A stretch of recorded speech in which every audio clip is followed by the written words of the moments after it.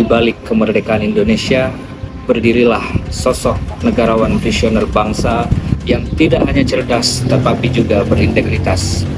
Beliau adalah Bapak Dr. Muhammad Hatta, seorang proklamator bangsa, kepala koperasi, dan sosok simbol keteladanan abadi bagi aparatur sipil negara yang berakhlak. Nilai berorientasi pelayanan yang tercermin dari kehidupan Muhammad Hatta ialah ia meyakini bahwa kekuasaan sejati ialah untuk melayani rakyat. Dan dalam pidato dan rumus hidupnya, ia menjunjung tinggi akan kepentingan masyarakat. Dan ia lebih memilih hidup sederhana meskipun sudah banyak memiliki jabatan yang tinggi. Baginya menjadi seorang pejabat adalah untuk memberikan pelayanan dan bukan untuk dilayani. Nilai akuntabel yang tercermin dalam kehidupan Muhammad Hatta ialah pada masa mudanya ia aktif dalam mengikuti berbagai organisasi, termasuk organisasi Jong Sumatra Bond, yang dimana ia pernah ditunjuk beberapa kali untuk menjadi bendahara. Ini menunjukkan akan tanggung jawab terhadap kepercayaan yang diembannya. Sebagai seorang akademisi dan juga seorang pemikir, Hatta adalah simbol kompetensi. Ia menyelesaikan studi ekonominya di Belanda dengan predikat cum laude. Ia juga produktif menulis buku dan artikel tentang ekonomi kerakyatan dan demokrasi. Hatta adalah seorang tokoh dialog. Ia membangun hubungan harmonis bahkan dengan lawan politiknya sekalipun.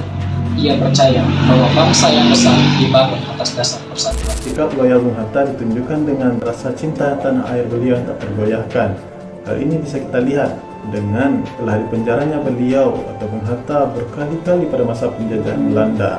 Di antaranya beliau pernah dipenjara di Gol ataupun di Banda Neira.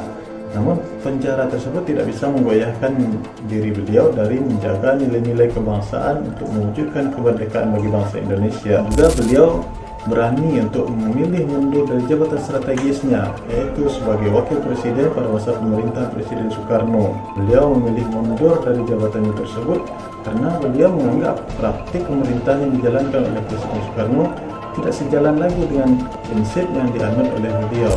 Nah, Bung Hatta sebagai pemikir, beliau selalu mengikut perkembangan zaman. Di antaranya beliau memadukan nilai-nilai yang ada di Barat dengan kearifan lokal yang ada di Indonesia.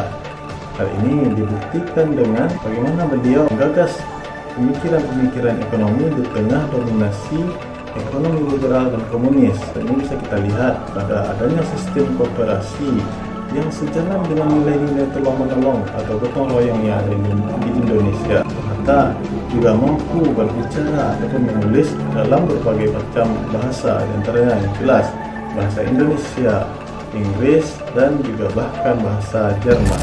Bagi Hatta, pembangunan dan kemerdekaan tidak bisa dilakukan sendiri. Ia bekerja sama dengan Soekarno dalam proklamasi dan menjalin kolaborasi dengan tokoh-tokoh lintas ideologi demi membangun negeri ini. Di antara yang dilakukan oleh Bung Hatta adalah membangun konsensus dalam sidang PPKI dan BPUPKI.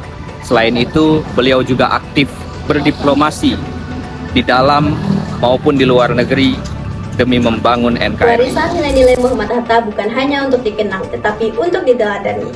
Sebagai ASN masa kini, mari kita hidupkan kembali semangat Muhammad Hatta.